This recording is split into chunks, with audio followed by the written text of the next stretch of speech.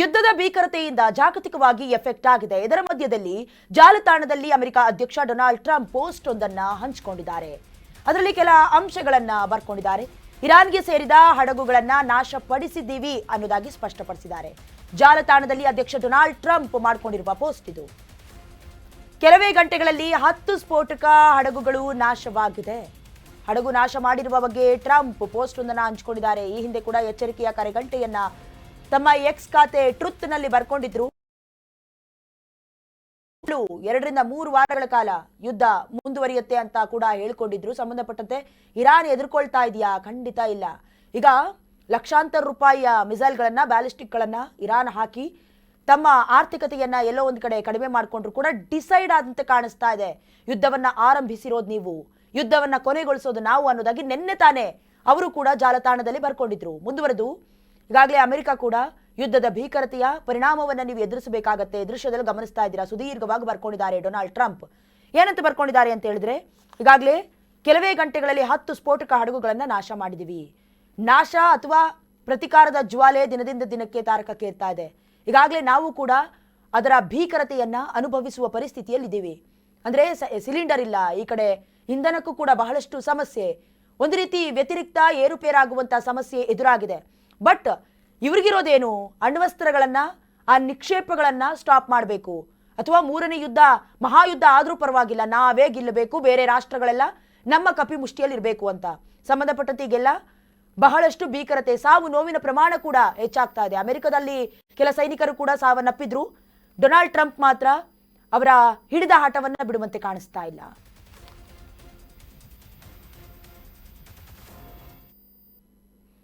ಮುಂದುವರೆದು ಅಮೆರಿಕ ಅಧ್ಯಕ್ಷ Donald Trump ಹೇಳಿಕೆ ಕೊಟ್ಟಿದ್ದಾರೆ.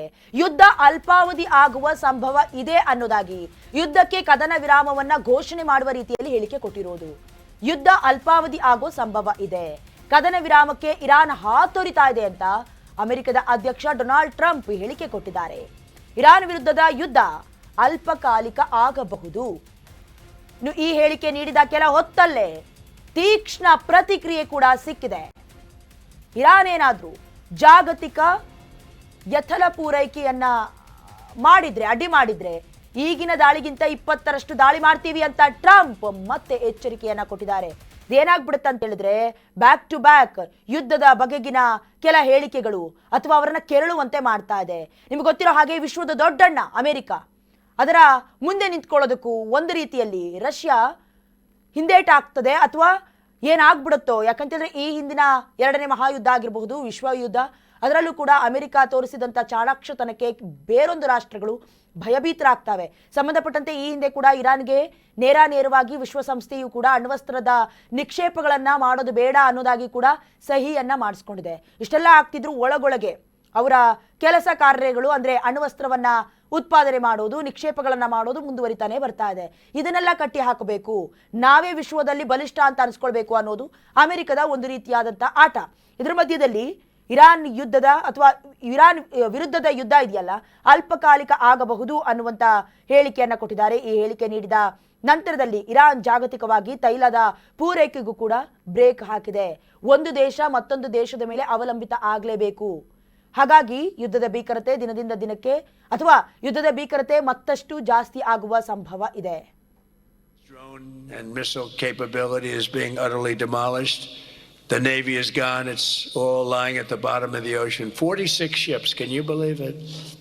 In fact, I got a little upset with our people. I said, "What quality of ship?" "Excellent, sir. Top of the line." I said, "Why did we just capture the ship? We could have used it. Why did we sink them?" They said, "It's more fun to sink them." I said, they like sinking them better. They say it's safer to sink them. I guess it's probably true. But think of it. We knocked out 46. It actually took 3.5 days. Their terrorist leaders are gone. We're counting down the minutes until they will be gone. Think of it. We had leaders and they're gone. Then we had new leaders and they're gone. And now nobody